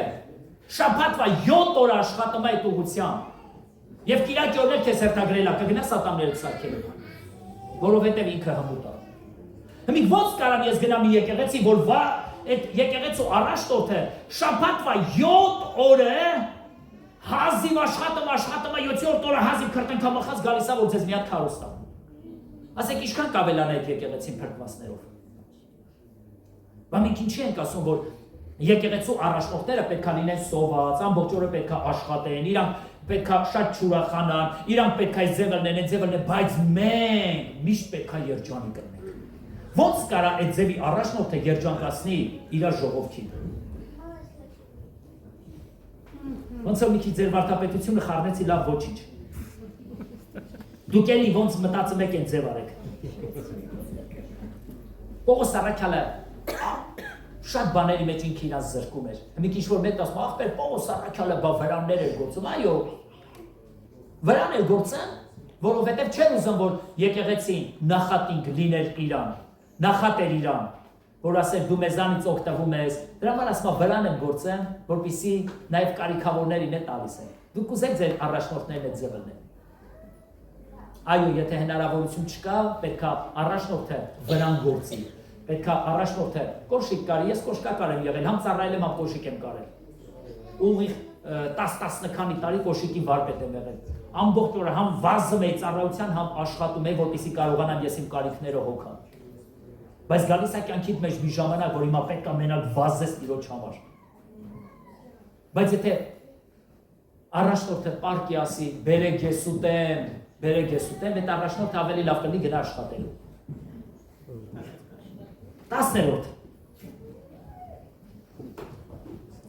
10-րդ գլուխ 1-5 համար։ Չեմ ասում հարցեր ունեք, որ ասեմ հարցեր ունեք, ինձ հարցեր եք տալու։ 10-րդ գլուխ, ովքեր որ հարց ունեն, ուրբաթ օրը կգան մեր տնային խմբակը հարցերը կտան։ 10-րդ գլուխ 1-5 համարները։ Պողոս Արաքյանն ասում է, որ Աստված մեր հայրերի կյանքում լիքը հրաշքներ արեց։ Կարմիր ծովը պատրեց։ Անապատում մանանակ կերակրեց։ Գիշերը կրակի սյունով էր առաջնորդում մեր հայրերին։ Ցերեկը ամպի սյունով էր առաջնորդում մեր հայրերին։ Բայց ասում է, բայց ամենն էլ անապատի մեջ մեռան իրաց անհավատության պատճառով։ Ուզում եմ մի քիչ ստեղ սառը ջուր լսնեմ ձեզ վրա։ Տերը հանեց Եգիպտոսից, ամեն հրաշքներն ու նշաններն արեց, ասում է, բայց չհավատացողներին անապատի մեջ սատկեցրեց ու թույլ չտվեց, որպեսզի Քանանի երկիրը մտնեն։ Եթե դու եկել ես Տիրոջը եւ դու փրկված մարդ ես, դա չի նշանակում, որ դու ազատ արդեն ինչ իրավունք ունես ամեն ինչ անելու։ Ասում է, թեև նրանց կյանքի մեջ մեծամեծ նշաններ եւ հրաշքներ արեց Տերը, բայց անհավատների սատկեցրեց անապատի մեջ։ Ամենն էլ ասում է, նույն հոգեվոր կերակուրը կերան։ Ամենն էլ նույն հոգեվոր խմելիքը խմեցին։ Ամենն էլ կարմիր ծովով անցան։ Ամենն էլ այդ Սուրբ Հոգու առաջնորդությունը տեսան ամպի եւ կրակի, բայց ասում է անհավատներին, որոնք որ անհավատությունով լցված էին, ասում է նրանց վերջացրեց։ 14-րդ խոսքը Պողոս Արաքյանը նորից շեշտ է դնում եւ ասում է կռապաշտությունից փախեք, կուրքերին երկրպագելուց փախեք։ Մարդիկ վերստին ծնվել են, բայց դեռևս կուրքեր են երկրպագում։ Գիտեք, չէ, իկոնա բառը ինչ է նշանակում։ Իկոնա բառը նշանակում է կուրք։ Իկոնա բառը նշանակում է կուրք։ Մարդիկ կենթանի ասում թողած, օտար բաներ էին երկրպագում։ Տեսեք, Ելիցի մեջ Տեր ինչ ասում։ Ասում է, ոչ երկնքի ստեղծվածներով ինձ չնմանացնես։ Ոչ ծովի ձկների ինձ չնմանեցնես։ Ոչ մարդկության մեջ ինձ չնմանեցնես։ Ոչ մի ձևով ասում է ինձ չնմանեցնես։ Գիտես ինչի, որովհետև Աստծուն ոչ մեկը չի տեսել, Հիսուս ասեց, բայց միայն նա, ով որ դուրս եկավ նրա ծոցից։ Մարդիկ այսօր նկարում են ինչ-որ մի բան ու սկսում են այդ նկարին աղոթել, իբր թե դա Աստված է։ Տերը ասեց, ոչ մեկի նմանությանը ինձ չնմանեցնեք։ Մենք Աստծուն աղոթում ենք առանց նմանեցնելու ինչ-որ մի պատկերի։ Եվ սխալ է, որ մենք նկարենք Աստծուն եւ այդ նկարին աղոթենք, որպեսզի այդ նկարը մեզ օգնական լինի։ Եվ 5 կտակարանի մեջ կուրքն է, մեր կտակարանի մեջ էլ սա է կուրք։ 11-րդ գլուխ առաջի խոսք։ Պողոս Արաքյանն ասում է, ինձ նմանվեցեք, ոնց որ ես էլ Քրիստոսին եմ նման։ Թող Տերը օգնի, որ բոլոր եկեղեցու առաջնորդները նման լինեն Քրիստոսին։ Որ եկեղեցու ժողովուրդը նմանվեն իրանց հովին։ Թեև ես ասեմ, դուք ուզեք չուզեք շատերը ինձ եք նմանվելու։ Ով ինձ հարգի սիրի, սկսելու է ինձ նմանվել։ Բայց իմ սխալներից դուրս։ Իմ սխալներից դուրս, իմ թերություններից դուրս։ Պողոս Արաքյանը այնպես չէր, որ ինքը ոչ որևէ մի սխալ կամ թերություն չուներ, բայց ասում էր, ես ուզում եմ, որ ինձ նմանվել։ Ինչ որ մի բնագավառի մեջ դուք կարող եք ինչ որ նմանություն վերցնել ձեր առաջնորդից։ Ես չեմ ընդունում հետևյալ խոսքը, որ առաջնորդներն ասում են, ախպեր, ինձ մի նայի, բա ում նայի։ Եթե դու ինձ քարոզում ես, ուրեմն ես նայելու եմ քեզ։ Ինձ մի նայի, քարոզում ասում են, բա դու ոնց այս բանն անում ես, ասում են ինձ մի նայի, Տիրոջը նայի։ Բա դու խես ինձ քարոզում, դե թող Տերը քարոզի ինձ, դու չքարոզես։ Միշտ լսողը նմանվում է խոսացողին։ Դուք ասես։ Ամեն։ Այս 4-րդ գլուխ 16-րդ խոսքի մեջ շատ եկեղեցիների մեջ սա կոնֆլիկտային թեմա է։ Խոսում է գլխաշորի մասին։ մի երկու բան էլ ուզում եմ այս ուղղությամբ խոսալ։ Ես մտածում եմ հետեւյալ բանը, որ եթե ես իմ կնոջ հետ գնամ, մտնեմ մի եկեղեցի, որտեղ գլխաշոր են կապում, անպայման ինքինը պետքա գլխաշոր կապել, վերջ։ Եթե միտեղ գնամ, որ պետքա այդտեղ չացիլվեմ, ուրեմն պետքա մազերս երկար։ Պողոս Առաքյալն ասում է, ինձ հրավիրեցին միտեղ, որպեսզի քարոզեմ, ասում է, եւ ես ացիլվեցի, որպեսզի կարողանամ ավետարանը քարոզել։ Եկեղեցիներ կան, որոնք ունեն այդ սովորությունը եւ մենք պետք է հարգենք իրաց սովորությունը, ոչ թե անարգենք։ Եթե եկեղեցիներ կա, որտեղ որ շալվար չեն հագնում, յուբկա են հագնում, նորմալ է, եթե մտես այդ եկեղեցի անպայման յուբկա հագի։ Շոտլանդիայում մարդիկ շալվարներ չեն հագնում, տղամարդիկ յուբկա են հագնում։ Եթե դուք նա շոտլանդական եկեղեցի, անպայման նրանց նման, որպես տղամարդ իրանց յուբկաներից պետք է հագնես։ Որովհետև մշակույթային բան կա, որը որ հարգվում է բոլորի կողմից, անգամ Առաքյալն է հարգում մշակույթը։ Կորինթոսի եկեղեցում մի հատ սովորություն կար, մշակույթ, որ բոլոր կանայք պետքա ծածկեին իրանց մարմինը, ոչ թե կասիկա, մեր լեզվով ասած, այլ ծածկոց, գլխից մինչև ոտքերի ծայր իրանք պետքա ծածկեին իրենց։ Եվ երբ որ Կորինթոսի եկեղեցում քարոզությունը եղավ եւ մարդիկ ապաշխարեցին, շատ կանայք իրանց ծածկոցները հանեցին իրանց վրայից։ Եվ ուշադիր կարդացեք Պողոս Առաքյալը հետեւյալ բանն է գրում 11-րդ գլխի մեջ։ Ասում է, երբ որ դուք ձեր վրայից վեր եք առնում այդ ծածկոցները, դուք անպատիվ եք անում ձեր ամուսիններին։ Երբ որ դուք ձեր մազերը կտրում եք, կանանց ասում, դուք անպատիվ եք անում ձեր ամուսիններին, որովհետև մազերը տրվեց կնոջը որպես ծածկոց։ Ես հիշում եմ, այն ժամանակ շատ կանայք գայթակղվեցին եկեղեցիներից հեռացան, որովհետև անգամ չորկա կտրելու համար եկեղեցուց վտարում էին, նշանակում, կտրում, խայտառակում։ Եվ ինչ որ այդ պահպանողական բաները շատ շատերի այս ձևական կողմը պահում էին, բայց մարդկանց հոգիները գելի էին գնում դժոխքին։ Առանց մտածելու, ասում են, լավ եղավ, թող հեռանա եկեղեցուց։ Բայց փառքի ոչ այս վերջին ժամանակների մեջ եկեղեցիների մեջ բավականին փոփոխություն կա։ Ավելի աչալուրջ են եւ ավելի մեծ շեշտադրումը դնում են փրկության վրա, ոչ թե արտաքինի վրա։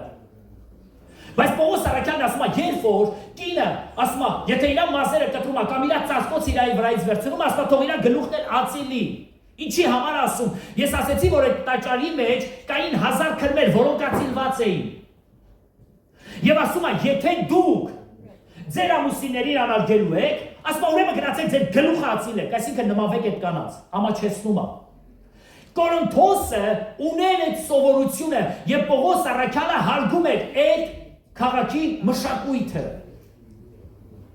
Մենք պետք է կարողանանք հարգենք այդ վայրի մշակույթը։ Եթե ես գնամ Պարսկաստան քարոզելու իմ կնոջ հետ, անպայման իմ կինը պետք է չադրա կրի, գլխից մինչև ոտքերի ծայրը պետք է ծածկվի։ Որովհետև սա է սովորացնում Աստվածաշունչը։ Եվ Պողոս Առաքյալը սովորեցնում է, որ պետք է այդպես լինի, բայց գլխաշորը, ծածկոցը դա վարդապետություն չի, որովհետև Պողոս Առաքյալը միայն Կորինթոսին է սովորացնում այս բանը։ Եթե գնաս մի եկեղեցի եւ տեսես այդ եկեղեցում մշակույթը այդպես է, ուրեմն այդպես եղի։ Ինձ հրավիրեցին 50-ական եկեղեցում, որպեսզի պատգամ տամ, գնացի եւ պատգամախոսը միշտ ծնկում էր աղոթելու ժամանակ։ Այս հովիվը դարձավ ինձ ասեց, եղբայր դու կարաս չծնկես, ասի եղբայր ինձ համար ամոթ չի ծնկել։ Ես լավ կզգամ որ բեմի վրա ծնկեմ ու նոր աղոթել։ Ինչի՞ չծնկել։ Ասեց չէ, դու որ հյուր ես դու ազատ ես։ Իրանք մեր եկեղեցուց են կարա ծնկել, չէ, ասի ես շատ մեծ սիրով կծնկեմ ու կաղոթեմ։ Ես ված չեմ զգում։ Որովհետև այդ եկեղեցու մշակույթը այդպես է։ Կարևորը մարդիկ փրկվեն, եթե եղբայրը ասում է գլուխը ծածկված կանգնի աղոթքի, ասում է ինքը անարգում է իր գլուխը, թող բաց լինի եղբոր գլուխը։ Եթե մազերը երկար է, դեմի մազերի երկարության սահմանն ու չափը որն է, ես չգիտեմ։ Այսօր մարդիկ կան եկան մազերը երկար է, կարող ես ասել մազերը երկար է, իմն է կարաս ասես քոնն է շատ ակարճ։ Բայց այստեղ Պողոս Առաքյալը ոչ թե շեշտադրումը դնում է մազերի երկարության, կարճության, խոսում է իշխանության մասին, որ ամուսինը կնոջ իշխանությունն է։ Որ երբ որ դու ինչ-որ մի բան ես անում, որով դու անարգում ես քո ամուսնուն, դու անպատիվ ես անում քո գլուխը, իսկ քո գլուխը քո ամուսինն է։ Եկեք ուղղակի պատվի մեջ պահենք մեր կողակիցներին, թող օրհնված լինեն։ 17-րդ խոսքի մեջ խոսում է հաղորդության մասին։ Շատ այսինչ արագ ժամանակը գնում։ 17-րդ խոսքը խոսում է հաղորդության մասին։ Ասում է ձեր մեջ բաժանումներ կա եւ անգամ գիտեմ, որ ձեր մեջ բաժանումներ կա։ Պողոս առաքյալը անգամ այդ բաժանումների մասին խոսում, ասում է, որ ինձ քղվեի տանից լուր հասավ։ Մեկը մի բան ասում, ասում է, մի բան ասեմ, բայց ոչ մեկին չասես։ Ասում եմ, ասա։ Խոսում է եկեղեցու մասին, ասում է, բայց ոչ մեկին մի ասա։ Այ մարդին չի մարես ասում, ոչ մեկին մի ասա։ Պողոս առաքյալը, երբ որ վերաբերվում էր եկեղեցուն, ասում է, լսեք, քղվեի տանից ինձ լուր հասել, որ ձեր մեջ բաժանություններ կա։ Անգամ շեշտում է, որ քղվեի տանից։ Դուք ասես քղվեն Հուդայա։ Խիա Պողոսին ասել։ Բայց ինչ թողար եկեղեցին քանդվեր, ջարդվեր, վնասվեր, հետո ում էին քննադատելու Հովին։ Պետք է ասեմ, որ լավ առաքյալներ տերություն կար։ Բայց Պողոս ասում է, քղվեի տանից ինձ լուր հասավ, որ ձեր մեջ բաժանումներ կա։ Եվ գիտեք, այնպիսի բաժանումներ, որ հարուստների եւ աղքատների տարբերություն կար։ Հարուստները գալուս են քեֆեին անում հաղորդության ժամանակ, աղքատները գալիս են սեղանները հավաքում։ Պողոս առաքյալն ասում է, ինչ անեմ, ես ձեզ գովամ, չեմ գովա, ասում է, դուք աղքատներին անարգում եք։ Որովհետև աղքատները ստրուկներ էին, հարուստները տերերն էին։ Միթե դուք ասում է ուտել խմելու տեղ չունեք, որ ուտեք ու խմեք։ Կերեք տանը, հետո եկեք հաղորդության, եկեղեցի։ Եթե մեծ ախորժակի տեր ես։ Այն ժամանակ նման չէին հաղորդությունն անում, մի կտոր հաց, մի փոքր գինի, լավ հաց էին ուտում, քեֆ էին անում ու հաղորդություն էին անում։ Եվ Պողոս առաքյալն ասում է, խմելու տեղ չունեք դուք, եկեղեցին ձեզ համար ուտել խմելու տեղ եք սարքել։ Սրա մասին հետո կխոսանք հաղորդության ժամանակ։ 12-րդ գլուխ 4-րդ խոսքի մեջ Պողոս առաքյալը խոսում է պարգևների մասին, որ պարգևները շատ կարևոր են։ Եկեղեցու մեջ պարգևները շատ կարևոր են։ Ես համոզված եմ, որ եկեղեցում ինչքան մարդ կա, բոլորը ունեն պարգևներ ու շնորհներ։ Չկա անշնորհ մարդ եւ չկա առանց պարգևի մի որևէ անձնավորություն։ Աստված բոլորիս պարգևներ ա տվել։ Երբ որ հիվանդներ եք տեսնում, աղոթեք հիվանդների համար։ Բացարեք ձեր ձեռքը, օրհնեք նրանց, ովքեր կարիքավոր են։ Միգուցե սա է քո պարգևը։ Օգնեք նրանց, ովքեր որ օգնության կարիք ունեն։ Միգուցե սա է քո պարգևը։ Պողոս առաքյալը եւ ամբողջ Աստվածաշնչի մեջ ես աստվածաբանական 4 աստվածաբանական դպրոց եմ ավարտել եւ այդ դպրոցների ժամանակ աստվածաբանները ինչ որ մեզ սովորացրել են, մոտավորապես 28 պարգև կա Աստվածաշնչի մեջ։ 28 պարգև։ Նիուժելի այդ պարգևներից մեկը քո կյանքի մեջ չկա։ Օգտագործի քո պարգևը մարդկանց համար։ Թող Տերը օրհնի քեզ։ Շատ չեմ մարանում 12-րդ գլխի մեջ խոսում է, որ մենք բոլորս Քրիստոսի մարմնի անդամներն ենք եւ ամեն մեկս մեր ծառայությունը ունենք։ Եվ ընդամենը ģերբնական պարգևները 9-ն են։ 9 ģերբնական պարգևներ կա։ Բացի այդ 9-ը կա նաեւ պարգևներ, որոնք որ ģերբնական պարգևներ չեն, այդ արդեն 9 ģերբնական պարգևների մասին դուք գիտեք, թե չգիտեք, կարդացեք Աստվածաշունչը, իմացեք։ 31-րդ խոսքի մեջ ասում է պարգևների նախանձավոր եղեք, ես ձեզ մի հատ լավ ճանապարհ եմ ցույց տալիս։ Եվ խոսում է կարակ ասեք ինչի մասին։ 13-րդ գլուխն է։ Առաջի Կորինթացիս 13-րդ գլուխ։ Այո, սիրո գլուխը։ Պարգևները կարևոր բաներ են, բայց սերը ավելի կարևոր է։ Ասում է, եթե ես էս բաները կարողանամ անեմ, բայց սեր չունենամ, ձայն տվող ծանցկայի պես է։ Պողոս առաքյալն ասում է, պարգևները լավ բան են, բայց պարգևներից հետո մի ավելի լավ բանի մասին եմ ուզում խոսամ, սիրո մասին եմ ուզում ես ձեզ խոսամ։ Սերը ամենագերբնական ու ամենահզոր բանն է։ Կարաս դու քո պարգևներով շատերին վնասես, բայց քո սիրով շատերին կշահես։ Սիրեք իրար։ Սիրեք ձեր ընտանիքի անդամներին, սիրեք ձեր բարեկամներին, ձեր հարազատներին։ Սերը ģերբնական ապրելաձև է։ Ģերբնական։ 13-րդ գլխի մեջ խոսում է սիրո մասին։ 14-րդ գլխի մեջ Պողոս առաքյալը խոսում է կարգ ու կանոնի մասին։ Ասում է Աստծո մարմնի մեջ լիքը անդամներ կան, լիքը անդամներ Քրիստոսի մարմնի մեջ, եւ ամեն մեկը իր հատուկ գործը ունի։ Եվ երբեք աչքը չի ասում, որ եթե ես ականջ չեմ, ես պետք չեմ այս մարմնին։ Կա մեկը, որ մտածում է, որ ինքը պետք չէ եկեղեցու։ Հարազատ մարդիկ, ամեն մեկս մեր պարգևը ունենք։ Մենք բոլորս կարևոր ենք այս եկեղեցու համար։ Եվ չկա մեկը, որ այս եկեղեցում ծնված է կամ այս եկեղեցու մեջ է, ու ինքը մտածի, որ ինքը պետք չէ այս եկեղեցու։ Դու կարևոր ես այս եկեղեցու համար։ Պողոս առաքյալը հետևյալ բանն է սովորացնում։ Նրանք, որ անպատիվ էին, Աստված նրանց ավելի պատվի արժանացրեց, եւ նրանք, որ կարևոր էին, Աստված նրանց ավելի անարգված տեղ արժանացրեց։ Քանի օքի է իր սիրտը տեսել։ Մարդը քանի տարի կարա ապրի առանց սրտի։ Առանց մազերի քանի տարի կար ապրի։ Մազերը ամենապատվավոր տեղը դրեց Աստված։ Ամենապատվավոր։ Բայց սիրտը, որը որ ամենակարևորն է, ոչ մեկը չի տեսնում իր սիրտը։ Մարդը առանց թոքերի քանի օր կար ապրի։ Թոքերը ինչքան կարևոր են, բայց այդ թոքերը մենք չենք տեսնում։ Մեր ներքին օրգանները մենք չենք տեսնում, բայց նրանք կարևոր են։ Գիտեք, մարդիկ կան, որ այս եկեղեցու մեջ լուրջ պարգևներ ունեն, պաշտոններ ունեն, բայց նրանք չեն երևում։ Գիտես ինչի, որովհետև Աստված նրանց պատվավոր տեղ ա դրել։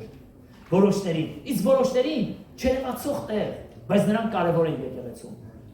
Էդերի Հետլերին ժուրնալիստները եկան մոտեցան եւ ասեցին. մենք գիտենք, թե դու ոնց ես գործում։ Երբ որ դու ծառայում ես, քո ծառայության ժամանակ, երբ որ մարդկանց վրա ձեռք ես դնում, քո փեշերը, քղանցքները շատ երկար է, քսվում է բեմահարտակի վրա, եւ քո բեմահարտակի տակ մենք հաստատ համոզված ենք, որ հզոր գեներատոր կա։ Եվ այդ շփումից էներգիա է առաջանում։ Ու երբ որ դու մարդկանց վրա ձեռք ես դնում, մարդիկ սկսում են ընկնել գետնին։ Էդերի Հետլերն ասում է, ոնց եք դուք հասկացել այդ ամենը։ Ասում է, որովհետեւ մենք գիտակցեցինք, մենք հասկացանք քո փեշերի երկարությունից։ Ուզում ենք ցույց տանք, ինչ վոլտ ունի այն գեներատորը, որից դու օգտվում ես։ Եվ ասում է, քանի որ դուք իմացել եք, ես ստիպված եմ ձեզ ցույց տամ։ Տանում է բեմահարտակի տակ եւ 10 տատիկ նստած աղոթում են։ Ասում է, նկարեք իմ գեներատորը եւ բոլորին ցույց տվեք։ Սրանք են գեներատորները։ Այսօր լուրջ ծառայություններ կա եկեղեցու մեջ, որոնք չերևացող ծառայություններ են։ Բայց այդ մարդիկ աղոթում են քեզ համար։ Բայց այդ մարդիկ ծառայում են քեզ։ Ձեռք են մեկնում։ Միգուցե քո ծառայությունը ավելի երևացող է, քան իրանցը։ Ես ասեմ, եկեղեցում որևէ մեկը անարգված ծառայություն չունի։ Բոլորը հարգված ծառայություն ունեն, որովհետև մենք Տիրոջ մարմնի անդամներ ենք։ Քո կողքինին ասա դու կարևոր ես ինձ համար։ 15-րդ խոսքի մեջ, 15-րդ գլխի մեջ խոսում է հարության մասին։ Քրիստոնյա ժողովուրդ, չեն կարող սրա մասին չասել։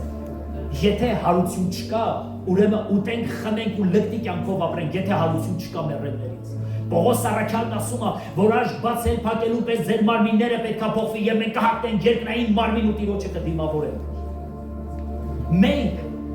հարություն ենք առնելու, որոշներս թերևս կհափշտակվենք, բայց որոշներս, որոնք որ կննջեն, Պողոս Առաքյալն ասում է, մենք որ կենթանի ենք, ննջեցյալներից առաջ չենք անցնելու, առաջ ննջեցյալներն են հարություն առնելու։ Աստված ինչ ստեղծել է, դա վերանորոգման կվերանորոգվի, այսինքն այն մարմինը, որը որ Ադամը փչացրեց ու Եվան, Տերես մարմինը չի շպրտելու, ասում է աշկ բացել փակելու պես ակնթարթորեն ձեր մարմինները կփոխվի ու դուք կհաղթեք երկնային մարմին ու Տեր Հիսուսին կդիմավորեք։ Առանց հարության քրիստոնեությունը կմեռնի, եթե չկա հարություն, ո՞ւմ պետք է քրիստոնեությունը։ Չէ՞ որ Հիսուսը ինքն էլ հարություն առավ։ Եվ ցույց տվեց, որ ոնց որ ես հարություն առա, դուք էլ այդպես հարություն կառնեք։ Եվ ինչ որ մեկը կասի, բա ոնց են հարություն առնելու։ Չէ՞ որ մենք սերմը որ ցանում ենք, ինչպես Պողոսն ասում, նույն սերմը չի հարություն առնում, այլ այդ սերմը մեռնում է։ Եվ նորն է հարություն առնում։ Մեր մարմինները կմահանա, բայց մենք հարություն կառնենք որպես երկնային մարմին, Քրիստոսի մարմնով մենք հարություն կառնենք։ Դա Տերն է սովորեցնում։ 16-րդ գլուխը մեզ սովորեցնում է, որ նրանք ովքեր որ բարեգործներ են նրանց չմոռանալ, նրանք ովքեր ձեր քուր եղբայրներն են նրանց չմոռանալ։ Եվ շար ամենավերջում գիտեք ինչ է գրում, ասում է իրար ջեր սուրբ համբյուրով բարևեցել։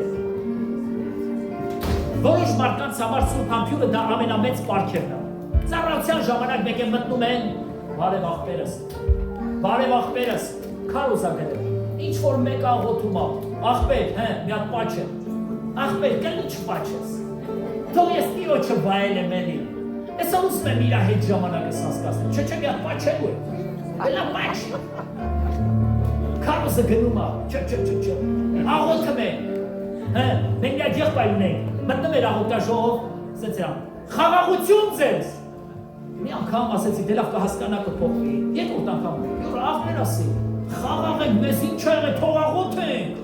խաղաղություն ձեզ, փոթորիկ ես գցեմ մեջներս ասես խաղաղություն, հերորդյալ, մտել ես խելոք ծնկի աղոթին չես ուզել, մարդիկ աղոթում են, Տիրոջի երկրպագում են դու եկել ես, խաղաղություն, դու խաղաղ Հանգստացին, քանի ախաղ վիճակով չեմ շպրտես Երբ որ մտնում եք պաշտամունքի, այդ սուրբ համբույրը շատ կարևոր է, բայց եթե մարդիկ պաշտամունքի մեջ է, մի խանգարեք, հալելույա, խենոք նստեք, տիրոջի երկրպագեք, բա կողքինից չպաչեք, չէ ինքը չի ուզում իրա պաչես, վերջում կպաչես, կհրավիր ես կուտում, լավ սեղան կգցես, քեֆ կանեք, լավ կպաչեք իրար։ Պողոս Սարաքյանն ասում է, բոլորին ջերմ բարևեցեք, ջերմ համբյուրեցեք, սուրբ համբյուր թող լինի։ Գիտեք ինչի համար ասում սուրբ, հասկանալի է։ Մենք միտեղ աղոթում էինք, եւ այս մեր քույրիկը մոտեցավ ամուսնուն, որ համբյուրին սենց ա, սուրբ համբյուր, հա։ Հալելույա։ Ինչքան լավն է Պողոսի նամակները։ Ինչքան լավն է, որ Տերը մեզ սովորացնում է, թե մենք ոնց ենք ապրել։ Ինչքան լավն ես դու Տեր։ Մեծարում ենք քեզ Տեր։ Հրաշալի է քո ներկայության մեջ լինելը Տեր։ Հրաշալի է քեզ փառավորելը, քեզ երկրպագելը Տեր։ Ով ամենակարող Աստված, մեր ամեն մի քայլի մասին մտածում ես դու Տեր։ Մեզ սովորեցնում ես, մեզ շինություն ես տալի Տեր, մեր անձերը նորոգում ես Աստվածին, դու մեզ բարձրացնում ես Տեր, դու մեզ խրատում ես ու դաստիարակում ես Տեր, դու մեզ Աստվածին քո փառավոր ճոխությունով ես տեսնում Տեր, թող քո անունը փառավորվի մեր ապրած կյանքի մեջ, ով բարձրյալ Տեր։ Դու ինչքան լավն ես, ով ամենակարող իմ Աստված, ես շնորհակալ եմ Տեր, խնդրում եմ մեզ օգնիր ու շուսորություն տուր Տեր, որ այս եկեղեցիներ հիմնադրի Տեր իմ արքա, որ այս եկեղեցին պատճառ լինի, որ ամբողջ աշխարհը փրկվի Տեր։ Օգտագործիր մեզ Տեր, թող այս եկեղեցին պարգևներով լեցվի Տեր, իմ աղոթքս է Տեր, որ նոր պարգևներ երևան այս եկեղեցու մեջ, մարգարեություններ թող երևան Տեր, լեզուների խոսք թող երևա Տեր, լեզուների խոսքի թարգմանություն Տեր, թող երևա հրաշագործություն, բժշկության պարգև, հավատքի պարգևով ամենազոր Տեր, թող լեցվի քո եկեղեցին պարգևներով Տեր, թող երևան զանազան զորություններով ամենակարող Տեր, շնորհակալ եմ Տեր, բժշկի քո եկեղեցին, բարձրացրու քո եկեղեցին, օրդիր քո եկեղեցին, փառավորվի քո եկեղեցու մեջ, հալելույա։ Ջոմելը կուրադա վալիդա ռաբասոնը մստարը, հալելույա։ Հրաշալի Տեր։ Շնորհակալ եմ։ Սերս բերում երկնքից, շնորհակալ եմ։ Սրբացնում ես կյանքերին,